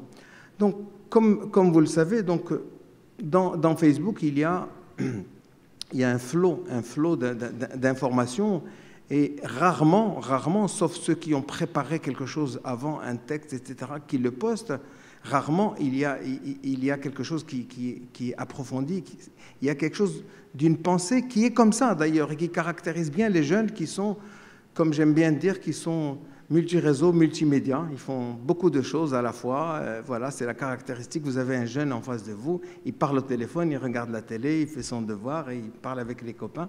C'est quelque chose de tout à fait actuel, d'ailleurs, qui pose beaucoup de questions aux cliniciens que nous sommes, à la fois sur l'actualité de ce mode de pensée et puis même pour les scientifiques sur le fonctionnement, au fond, neuronal.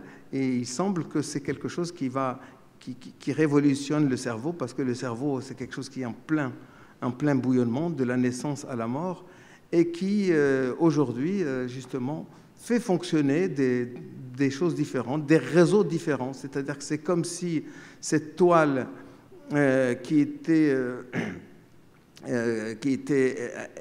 est étendue à l'infini, c'est comme si je dois utiliser une métaphore, c'est comme si aussi dans le cerveau, il y avait quelque chose qui est aussi l'infiniment petit. Donc il y a quelque chose qui fonctionne comme ça.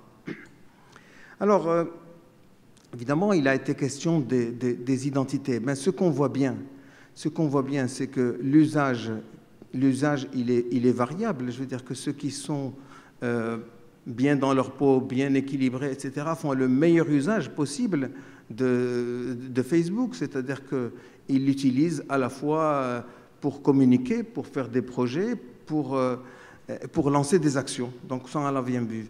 Par contre, justement, ceux qui ont tendance à s'isoler ou qui sont fragiles, non seulement ils vont avoir non pas leur véritable identité, mais des pseudos, donc plusieurs identités.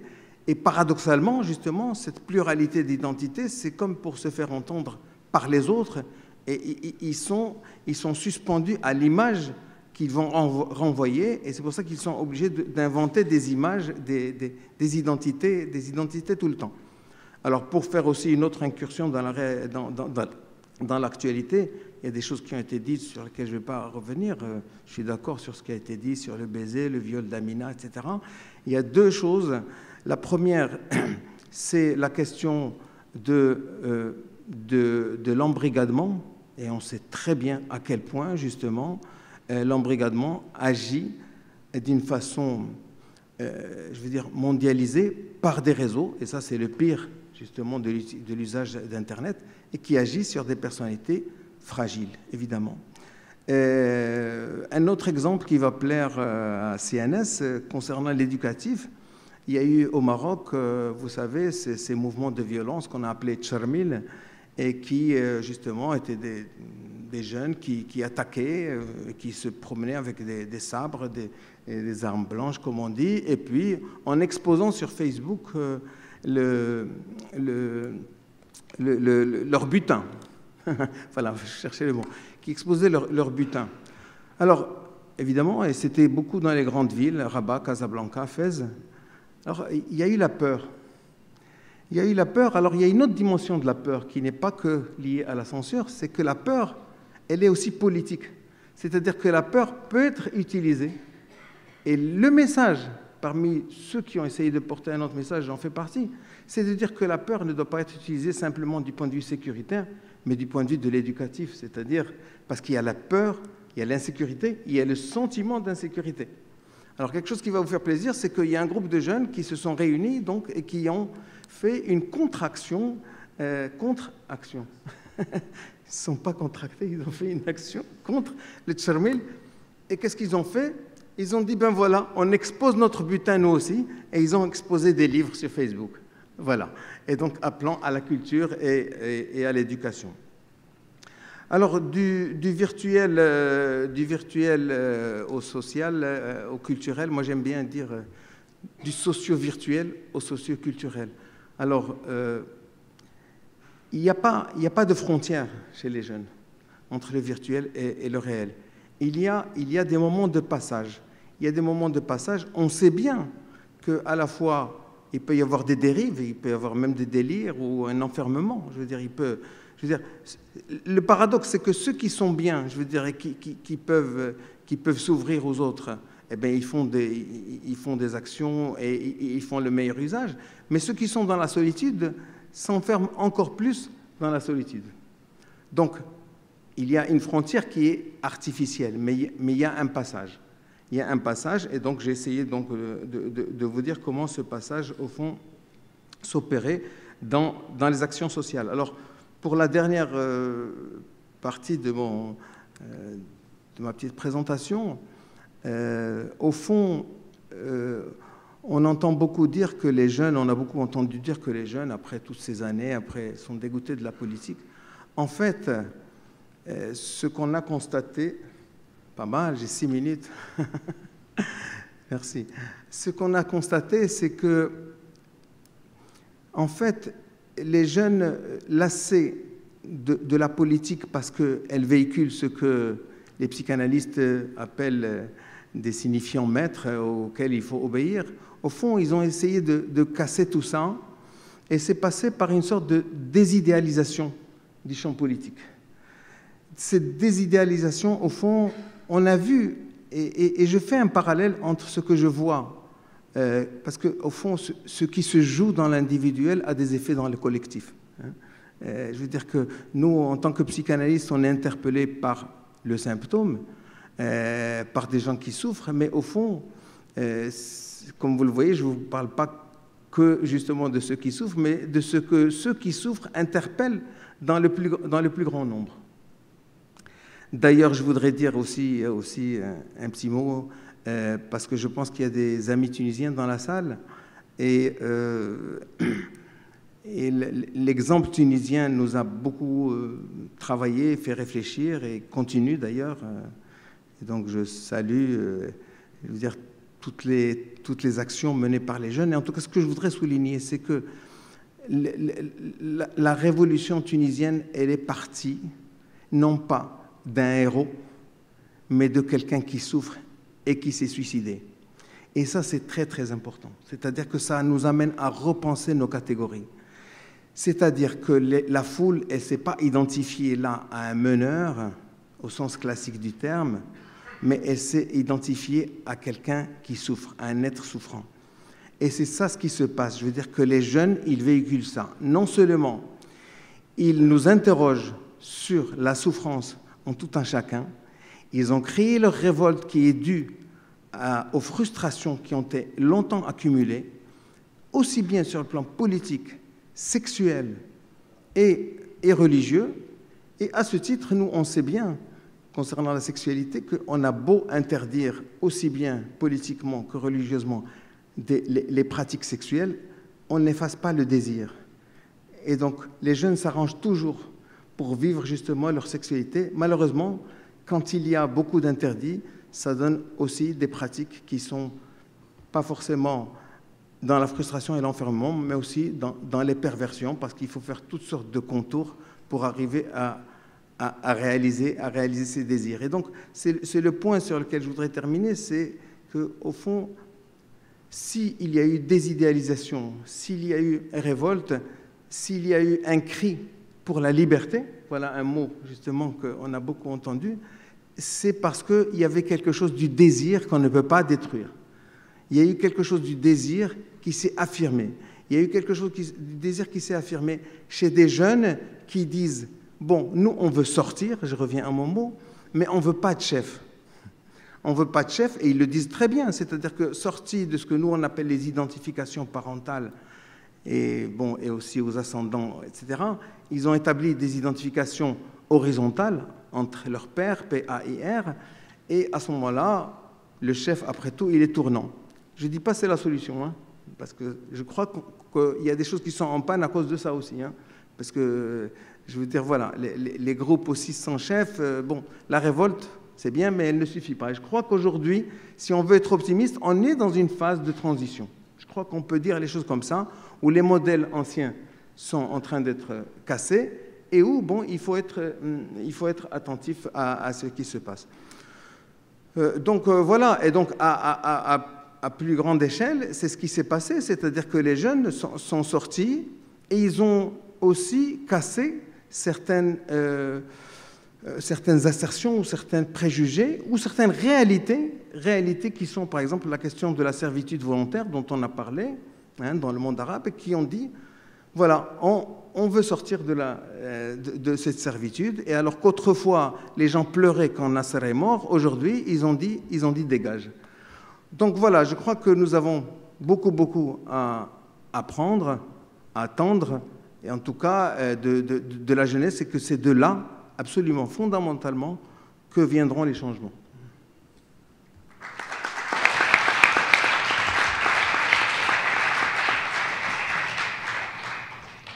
Merci beaucoup, donc c'est parfait, donc vous avez respecté les 15 minutes. Avant de donner la parole à la salle, donc, je vais donc essayer de poser une question à l'ensemble des intervenants, donc, qui ont mis l'accent sur les dysfonctionnements du champ médiatique marocain, ici au fond, et donc ça communique mal donc, entre les différentes composantes de la société. Et donc je vais m'interroger ou les interroger sur l'utilité sociale donc, de Facebook, notamment pour les jeunes, et voir est-ce que Facebook fonctionne au Maroc comme vous faites un facteur de régulation sociale, c'est-à-dire qu'il favorise l'intégration des individus et finalement l'harmonie, ou est-ce au contraire, vu leur utilisation eux-mêmes de Facebook et donc la réflexion qu'ils ont menée sur cet objet, est-ce qu'au contraire, Facebook n'est pas du tout un facteur de régulation, c'est au contraire un facteur donc d'accentuation des conflits, et des affrontements, et même qui peuvent aboutir à un moment donné à une rupture. Donc quel est votre point de vue? Est-ce que Facebook favorise l'intégration, l'harmonie, ou au contraire, il favorise donc le conflit et l'affrontement ou la rupture? Donc vous pouvez prendre la parole dans le sens au fait qui a été de tout à l'heure.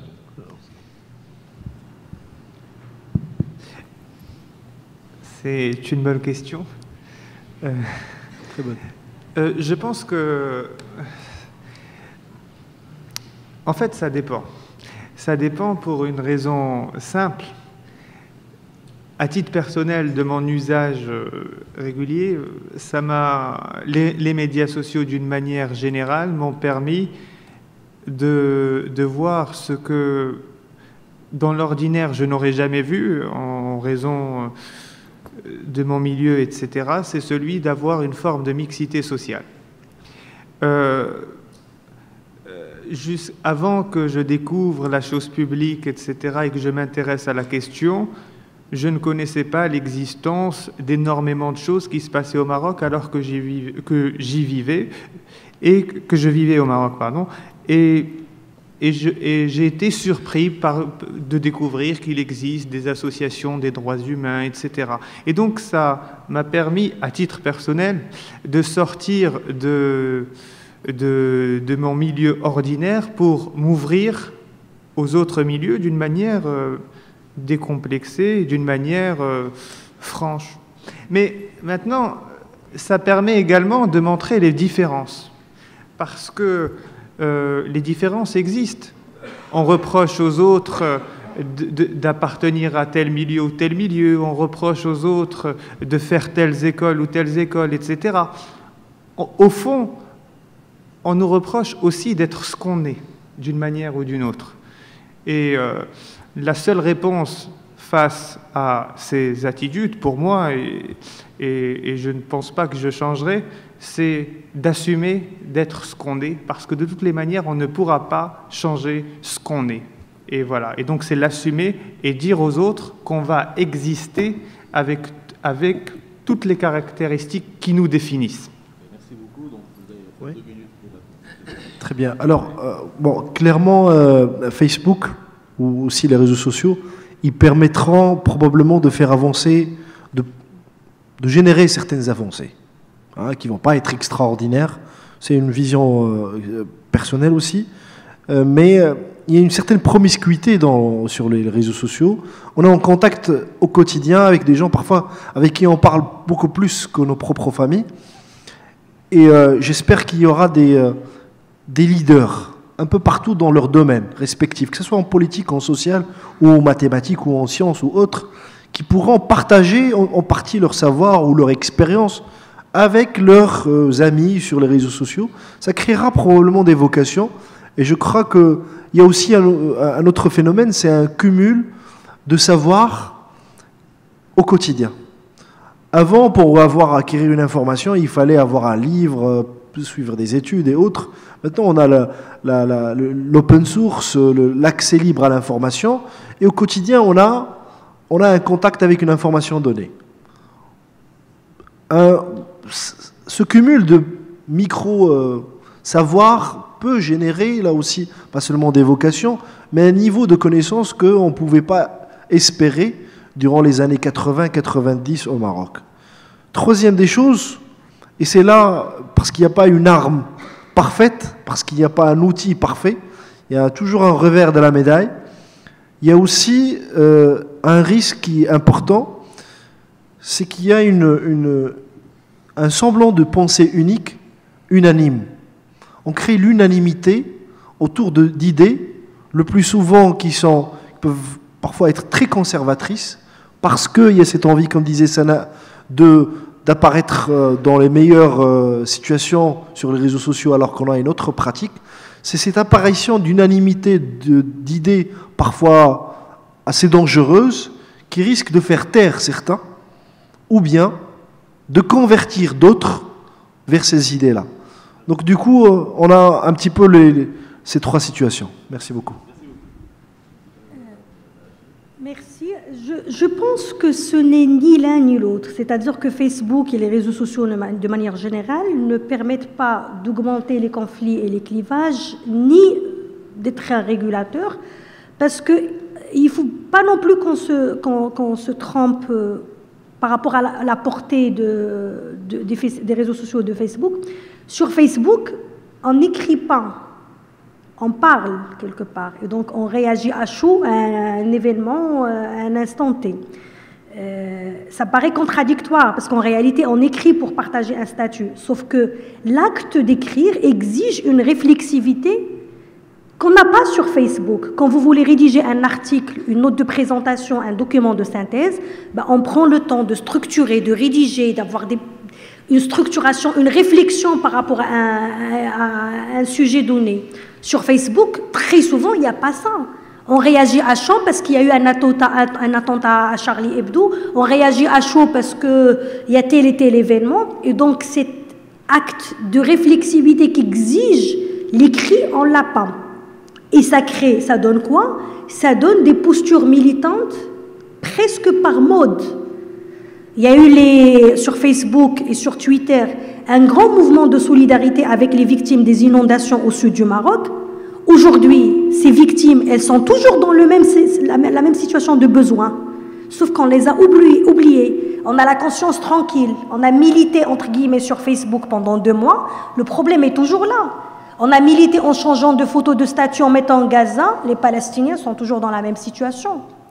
Aujourd'hui, c'est Charlie Hebdo, c'est une cause noble, mais dans 2 mois, on va oublier et on passera à une nouvelle actualité qui va prendre le dessus. Et de cela, de temps à autre, filtrent des actions sur Facebook qui donnent effectivement un fruit sur le terrain, comme c'était le cas avec l'affaire Amina Filali, on a carrément changé de loi, comme c'était le cas en Égypte, en Tunisie, avec tout ce qui a suivi par la suite.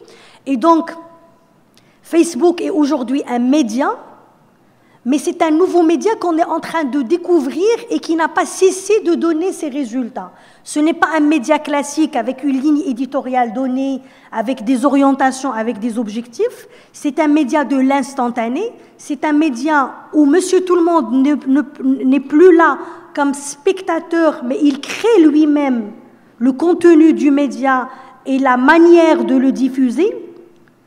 Mais c'est aussi un média qui accentue cet effet de posture et de mode d'engagement et de militantisme. Merci beaucoup. Soyez bref, s'il vous plaît. Alors, Facebook, comme tout ce qui est numérique, aujourd'hui, je considère que c'est une révolution. Il y en a qui posent la question. Pour moi, elle est affirmative. C'est une véritable révolution. Donc, elle est là.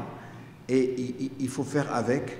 On a été autrefois, nos parents, etc., tout le monde a été surpris, a suivi bien par les nouvelles innovations, que ce soit le chemin de fer ou le téléphone. Aujourd'hui, c'est la révolution numérique. Alors, les jeunes, donc, c'est pour ça que j'invite moi toujours les parents, les adultes, ceux qui ne connaissent pas, d'avoir un minimum pour être un peu plus justement en dialogue avec les jeunes, parce que sinon c'est la rupture, c'est la fracture, et donc c'est là et il faut en tenir compte. J'ai interrogé des jeunes en dehors aussi de ma consultation et sur l'usage de Facebook. Alors d'abord, beaucoup l'utilisent bien sûr pour des groupes, des groupes fermés, dans lesquels ils lancent des intérêts propres. Deuxièmement, pour l'information. L'information, il y en a beaucoup qui parlent d'information. Et puis, je vais vous surprendre, parce que les jeunes nous surprennent toujours. Il y en a qui me disent, non, mais moi, je ne vais plus sur Facebook. Pourquoi? 2 raisons. La première, c'est qu'il y en a beaucoup qui l'utilisaient comme messagerie, et donc comme pour chatter. Donc, ils disent maintenant, il y a WhatsApp, c'est beaucoup mieux. Et la deuxième chose, alors vous allez être surpris, c'est qu'ils disent qu'au fond, aujourd'hui, Facebook reproduit des choses qu'on voit dans le champ social. Les comportements dans Facebook sont le reflet de ce qui se passe dans la société, c'est-à-dire que quelqu'un poste un truc et l'autre réagit. C'est comme ceux qui disent, et ça je suis là, dans la même révolte que notre ami Sana, ceux qui légitiment, par exemple, on parle de cette tragédie d'hier et il y en a qui légitiment. Donc alors, il y a des comportements dans Facebook qui reproduisent ce qui se passe dans le social, et c'est là que je vais vous surprendre. Ces jeunes-là disent, c'est pour ça qu'on ne va plus dans Facebook, on va dans d'autres plateformes. Merci beaucoup pour ces réponses. On va donner la parole à la salle. Donc, est-ce qu'il y a des questions à nos intervenants? Donc, je vois une déjà, 2, 3. On va prendre les 3 questions et grouper. On va commencer par Madame en bleu. Je crois qu'il... Oui, il y a un micro là qui va arriver. Ma question est toute simple et ouverte à tous. Facebook n'est pas seulement un réseau social, un réseau média, c'est une firme internationale avec des intérêts financiers, stratégiques très forts. Facebook a évolué par rapport à son comportement avec ses utilisateurs. La dernière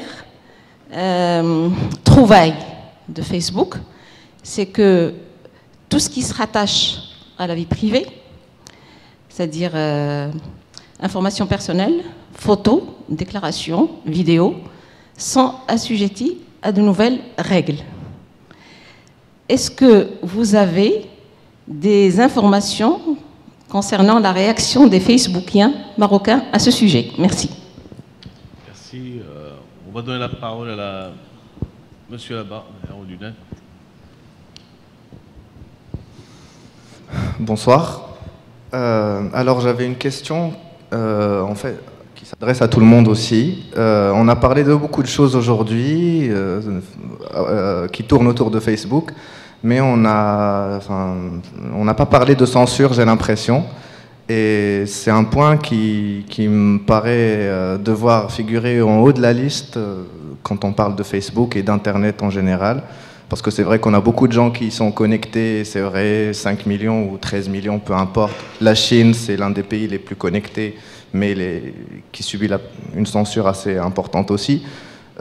Vous, particulièrement Madame Lahaji, qui êtes journaliste, vous pourriez peut-être nous dire quelque chose là-dessus, parce que ça doit vous toucher plus que n'importe qui. La censure en général. Oui. La censure sur Facebook. Test, oui. Voilà, le cas de la censure, le cas, par exemple, de gens qui auraient partagé des photos, et pour ne citer qu'un seul exemple, la caricature du roi, un mineur qui s'est retrouvé en prison. Voilà, ce sont des choses qui se produisent au Maroc, et peut-être que vous pouvez nous en dire quelque chose. Voilà. Dernière question, monsieur là-bas, derrière. Monsieur.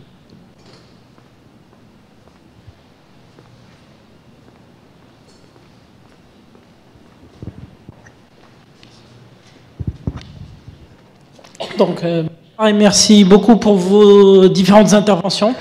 Et je vous remercie pour le choix des intervenants parce que c'était assez complémentaire. On a eu tous les aspects des réseaux sociaux. Mon intervention, moi, c'est sur l'aspect qui m'a marqué le plus sur Facebook, c'est l'aspect militant. C'est ce qui m'a marqué le plus. En plus de rencontrer des personnes qui sont particulièrement chères, mais ça me concerne que moi. Et pour reprendre les deux interventions, surtout des deux personnes qui sont dans les extrémités, mais qui ne sont pas extrémistes pour autant, pour moi, Facebook, c'est une drogue. J'ai jamais pris de drogue, mais ce qu'on en raconte, c'est qu'elle peut avoir de bons effets comme de mauvais effets. Et Facebook nous permet de sortir de ce monsieur tout le monde en basculant facilement dans l'extrémisme. Et l'extrémisme aussi, on peut être dans le bon extrémisme, c'est-à-dire un militant sur des bonnes causes. Comment on peut basculer facilement dans un extrémisme qui est néfaste. Et oui. Merci. Non, c'est tout. C'est terminé. Non. Bah, vous avez encore une. J'ai pas encore commencé. Non, mais il faut terminer. Allez-y, posez la question. Donc moi, mon intervention, déjà pour commencer, vous avez dit que Facebook c'est un média de contestation.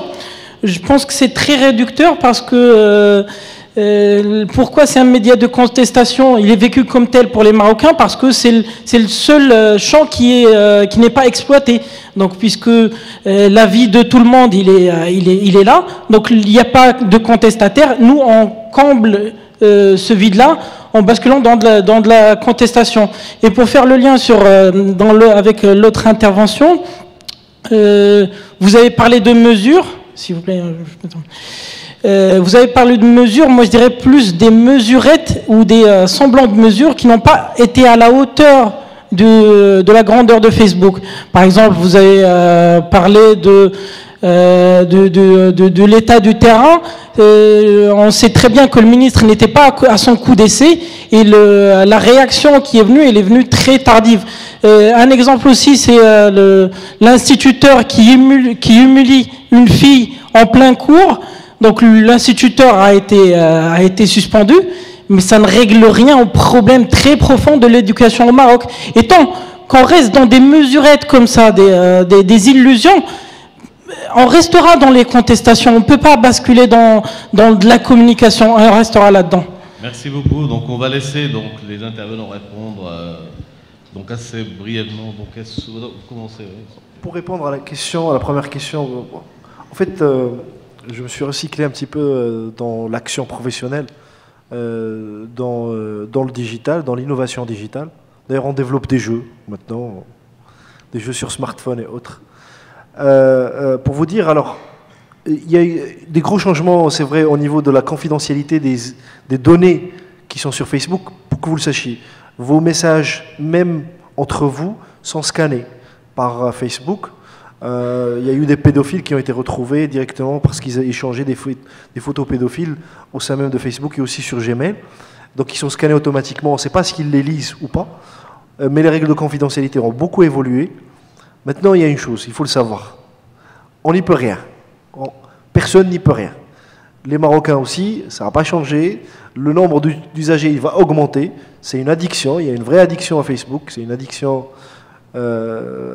qui est aussi maladive. Hein. On passe beaucoup de temps. Quand ça a un impact sur la vie sociale, professionnelle, donc c'est devenu quasiment quelque chose de trop fort. Maintenant, est-ce que les Marocains vont réagir à cela? Je ne crois pas.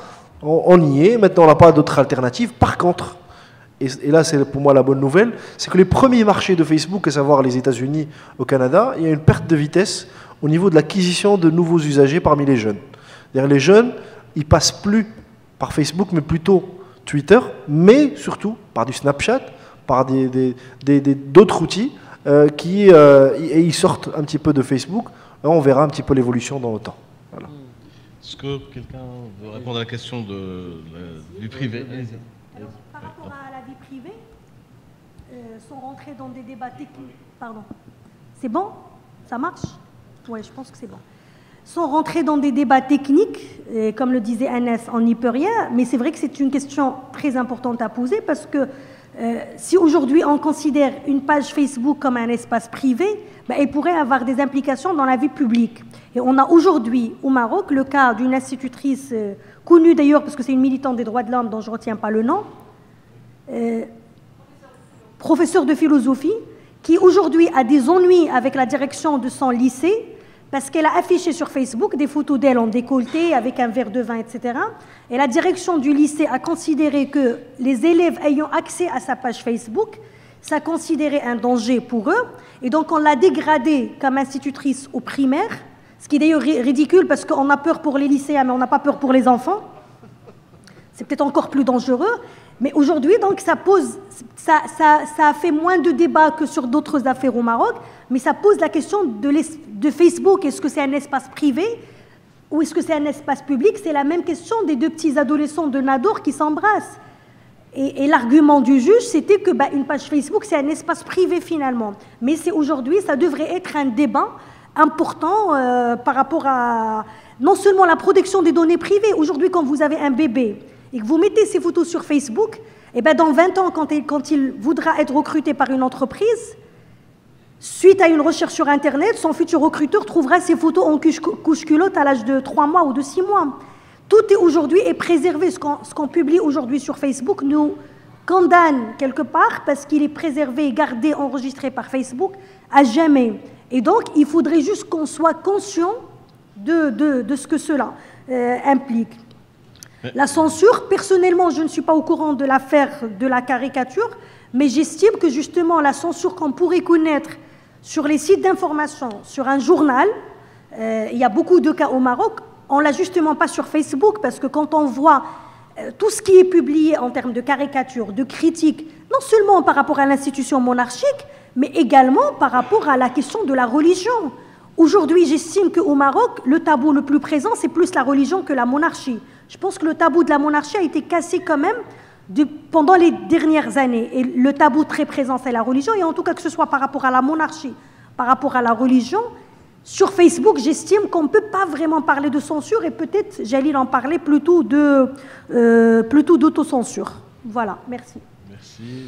Oui, très vite, par rapport aux religieux, moi, il me vient quelque chose que j'ai lu, parce qu'on s'amuse aussi sur Facebook.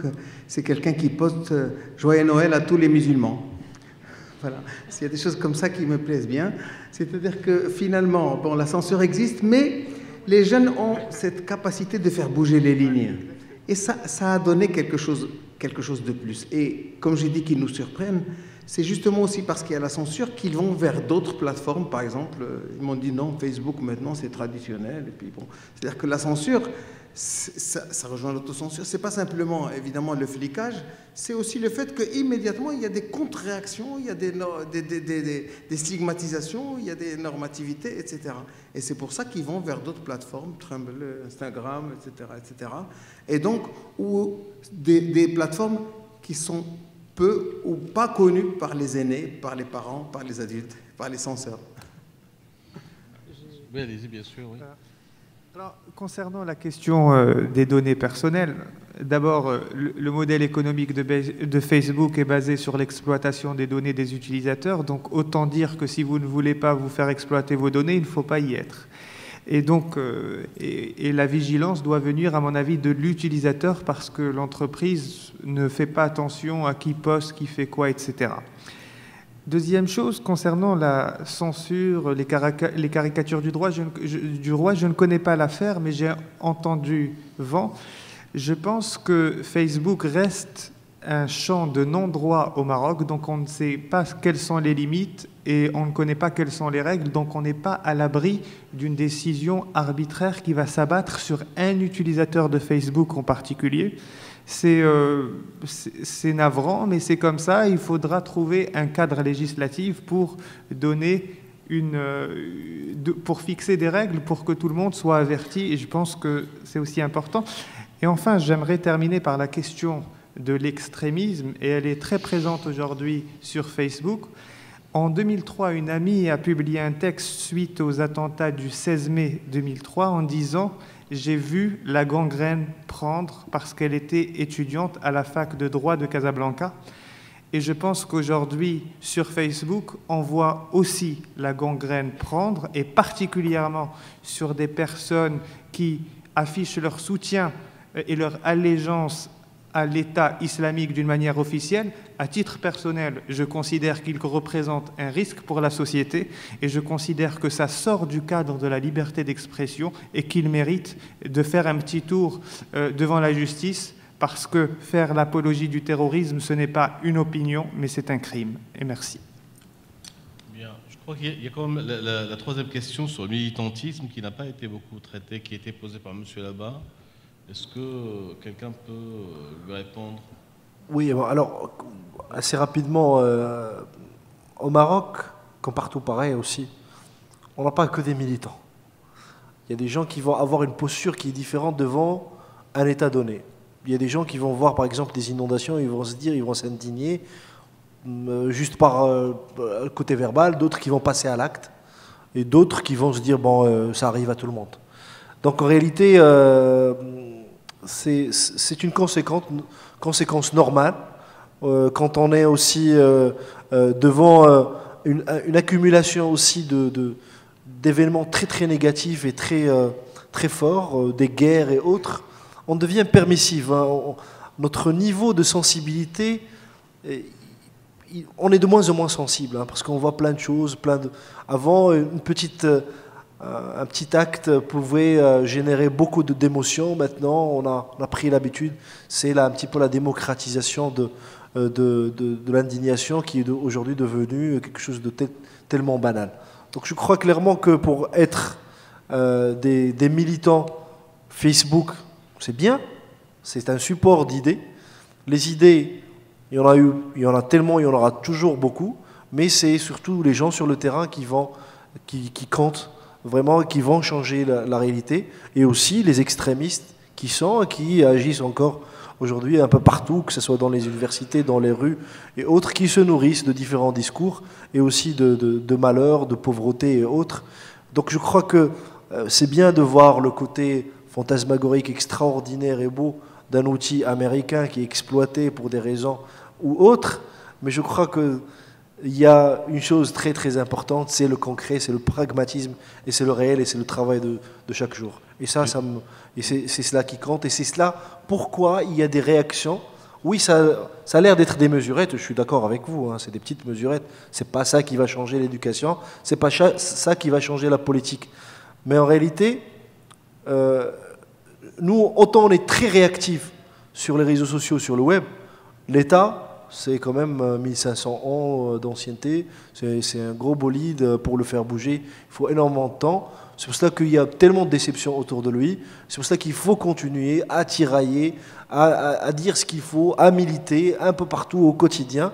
Et c'est pour cela qu'aussi, il faut que l'État comprenne qu'on a besoin disons, de cette gauche, de cette droite, de ces différentes opinions, qu'il n'y a pas un vrai juste milieu, que c'est le tiraillement entre les deux qui fait un équilibre dans le temps qui n'est pas toujours continu. Mais je crois qu'aujourd'hui, il faut continuer à militer, que ce soit Facebook, mais qu'on ne se leurre pas. On a besoin aussi du réel. Okay, merci beaucoup. Donc, on va donner la parole à... Dernier point, si ça ne vous dérange pas. Je l'ai dit tout à l'heure pendant l'intervention et je le redis maintenant par rapport à cette question de militantisme, il n'y a pas un noir et blanc. Il y a des nuances de gris entre les deux. Et donc aujourd'hui, Facebook n'est pas une recette miracle pour résoudre tous les problèmes de la société. Mais en même temps, on ne va pas dire que Facebook ne sert à rien. C'est-à-dire que, est-ce que hier, on sait qu'au Yémen, il y a eu un attentat qui a fait 37 morts, un attentat terroriste. On ne le sait pas, ou peut-être quand on le sait, on ne regarde pas beaucoup, parce que dans des pays comme le Yémen, l'Afghanistan, l'Irak, la Syrie, on ne compte plus les morts et les victimes des attentats terroristes. Je ne voudrais en rien réduire la gravité de ce qui s'est passé hier. Mais voilà, les médias aussi permettent, que ce soit Facebook ou les médias classiques, de banaliser malheureusement certaines choses quand elles sont répétitives.